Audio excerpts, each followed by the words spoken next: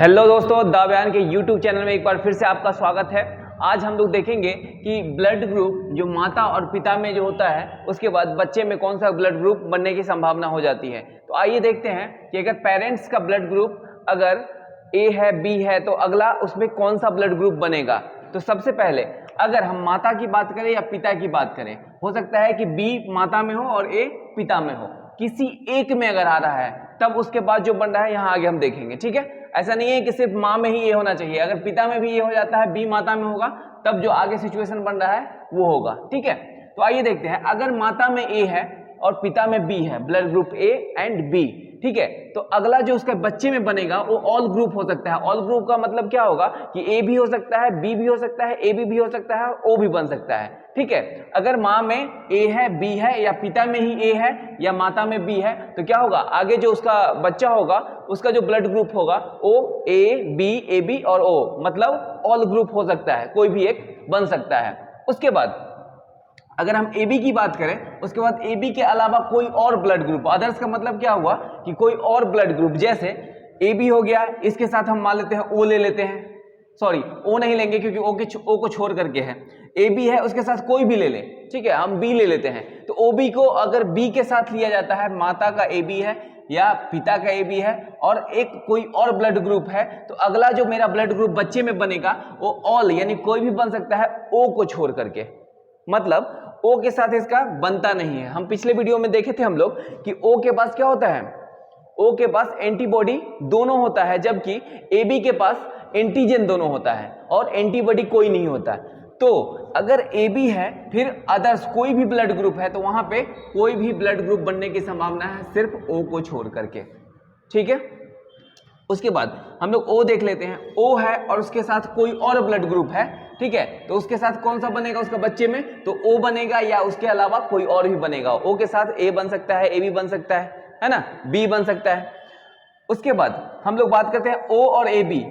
एक बात बता दें कि ओ और ए बी एक साथ कभी नहीं आ सकता है। जैसे हम लोग पिछले वीडियो में बात किए थे कि ए बी के पास क्या होता है, दोनों एंटीजन होता है, जबकि एंटीबॉडी कोई नहीं होता है। और ओ के पास क्या होता है, दोनों एंटीबॉडी होता है, उसमें एंटीजन बिल्कुल नहीं होता है। इसी हिसाब से इस दोनों का बनता नहीं है और यहाँ पे एक साथ कभी नहीं आएगा।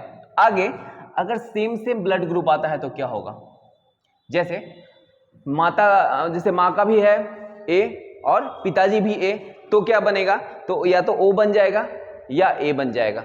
अगर पेरेंट्स में देखें, माँ का है बी, ठीक है, और पिताजी भी बी, तो क्या होगा, या तो ओ बनेगा या बी बन जाएगा। अगर हम ए बी की बात करें, ए बी और ए बी दोनों में होगा तो या तो ओ बनेगा या ए बी बनेगा। ये बात आपको आसानी से समझ में आ गया होगा कि अगर पेरेंट्स में ब्लड ग्रुप अगर चेंज है या सेम है, तो आगे जो आने वाला बच्चा है उसमें कौन सा ब्लड ग्रुप होगा, बहुत आसानी से इसमें समझ में आ गया होगा। आप लोग एक बार देखें, दो बार देखें, आपको आसानी से समझ में आ जाएगा। ठीक है, आगे हम लोग बात करेंगे ब्लड सर्कुलेशन सिस्टम का। ब्लड सर्कुलेटरी सिस्टम, इसकी खोज की थी विलियम हार्वे ने। ये एग्जाम में खूब पूछा जाता है, विलियम हार्वे। ठीक है, अब हमारा ब्लड जो घूमता है उसमें दो चीजें हैं, एक होता है धमनी, एक होता है सीरा। आप लोग नाम जरूर सुने होंगे। पहला धमनी,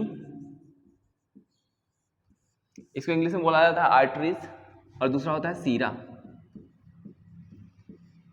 ठीक है, आपने ये भी सुना होगा कि हमारा जो ब्लड मूव करता है, हार्ट जो पंप करता है, वो प्योर ब्लड को करता है। और प्योर ब्लड इस सेंस में कि उसमें ऑक्सीजन मिला होता है, और जिस ब्लड में ऑक्सीजन मिला होता है उसे प्योर ब्लड कहते हैं, और जिसमें ऑक्सीजन नहीं मिला होता है उसको इम्प्योर ब्लड कहा जाता है। तो हम लोग जो पिछले चैप्टर हम लोग जो ब्लड पढ़ रहे थे उसमें हम लोगों ने देखा था कि ऑक्सीजन जो है हमारे फेफड़े से लेकर के जाता था, और कौन, ब्लड आरबीसी लेके जाता था, और उसके बाद हार्ट के पास जाता था, हार्ट पंप करता था, फिर आगे हमारे बॉडी के अंदर सर्कुलेट होता था।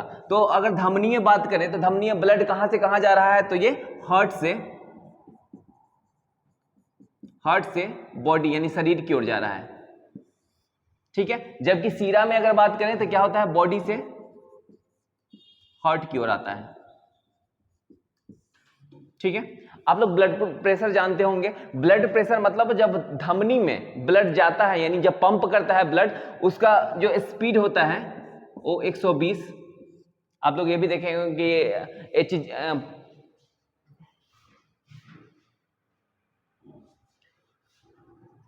अब आप लोग ये भी देखे होंगे कि 120 के स्पीड में मतलब बहुत तेजी से धक्का दिया जाता है, इसीलिए ब्लड प्रेशर मेरा कितना होता है 120/80 होता है। अब जब ये वापस आता है तो कितने 80, स्लो है, ठीक है, यही होता है हमारा ब्लड प्रेशर। उसके बाद हमारा जो धमनी है वो बहुत गहराई में होता है, धमनी अगर कट जाए तो उससे ब्लड बहुत ज्यादा निकल जाएगा। जैसे हम लोग ऊपर से अगर हाथ कट जाता है क्या बहुत कम ब्लड निकलता है और तुरंत क्लॉटिंग हो जाता है, जबकि अंदर जो होता है वो होता है धमनी। धमनी जो है हमारे शरीर के अंदर वाले हिस्से में होता है और ये मोटा होता है, यहां से ब्लड सर्कुलेट होता है, तो ये क्या होता है गहराई में होता है, जबकि ये ऊपरी सतह पे होता है, सीरा मतलब चमड़ा के नीचे, चमड़ी के नीचे, ठीक है। उसके बाद हमारा जो ये कलर होता है धमनी का वो लाल कलर का होता है, जबकि सीरा ब्लू कलर का। आप ऊपर देखते होंगे ऊपर वाला हिस्सा में क्या हरा हरा दिखते, हरा नहीं ब्लू कलर का दिखते रहता है, ठीक है। तो धमनी से क्या होता है प्योर ब्लड जाता है और सीरा से इम्प्योर ब्लड आता है। सीरा से आता है तो उसके पास कार्बन डाइऑक्साइड होता है, यानी सीरा से जो ब्लड आएगा उसके पास कार्बन डाइऑक्साइड होता है, और धमनी से जो ब्लड जाएगा वो ऑक्सीजन लेकर के जाता है, ठीक है। ये बात क्लियर हो गया होगा। फिर आगे हम लोग देखते हैं कैसे ये जाता है। सिंपल सा एक बना ले हार्ट, जिसको आप अच्छी तरीके से समझ पाएंगे।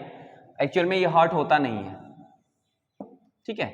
यहां से पंप कर रहा है हार्ट और ब्लड जाता है महाधमनी में, उसके बाद जाता है ये धमनी में, उसके बाद जाता है छोटी धमनी में, उसके बाद ये जाता है केशिका में, कोशिका नहीं केशिका, कैपिलरीज, और केशिका में जाने के बाद ये वापस आ जाता है छोटी सीरा में जिसको वेन बोला जाता है, उसके बाद ये आता है सीरा में, उसके बाद महासीरा।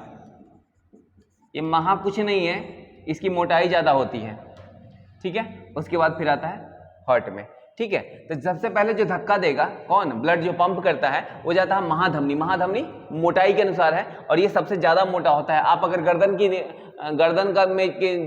गर्दन में जो ब्लड सर्कुलेशन होते रहता है वो महाधमनी के थ्रू होता है। यहाँ पे बहुत, अगर इसको काट दिया जाए, आप कभी देखे होंगे चिकन काटता है, यहाँ पे अगर काट दिया जाए तो बहुत ज्यादा ब्लड निकल जाएगा। उसके बाद क्या होगा, धमनी में जाएगा, फिर छोटी धमनी, फिर केशिका, उसके बाद वहां से फिर वापस आता है इम्प्योर ब्लड, होता है छोटी सीरा, फिर सीरा, फिर महासीरा।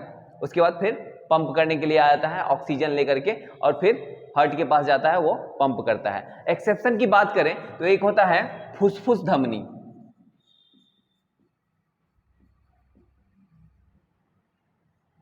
फुसफुस धमनी, और ये क्या है, एक्सेप्शन है, ये इम्प्योर ब्लड, यहां से इम्प्योर ब्लड जाता है, ठीक है। और एक होता है फुसफुस सीरा, वहां पे प्योर ब्लड। हमने क्या बात किया कि सीरा में इम्प्योर ब्लड आता है जबकि फुसफुस सीरा में प्योर ब्लड होता है। उसी तरह अगर हम धमनी की बात करें, धमनी में क्या होता है, प्योर होता है, बट फुसफुस धमनी में इम्प्योर होता है। इसको इंग्लिश में बोलते हैं pulmonary arteries and pulmonary veins, ठीक है। आई होप आप लोग समझ गए होंगे, ठीक है। बहुत आसान है, ऐसा भी इतना भी डिफिकल्ट नहीं है। तो हम लोग परिसंचरण तंत्र को देखें जहां ब्लड सर्कुलेट हो रहा है हमारे बॉडी के अंदर, और पिछले वीडियो में हम लोगों ने ब्लड के बारे में पढ़ा था, उसके कौन कौन से कंपोनेंट होते हैं। तो आपका ब्लड सर्कुलेटरी सिस्टम खत्म हो जाता है। फिर मिलते हैं हम लोग नेक्स्ट वीडियो में, तब तक all the best and thank you.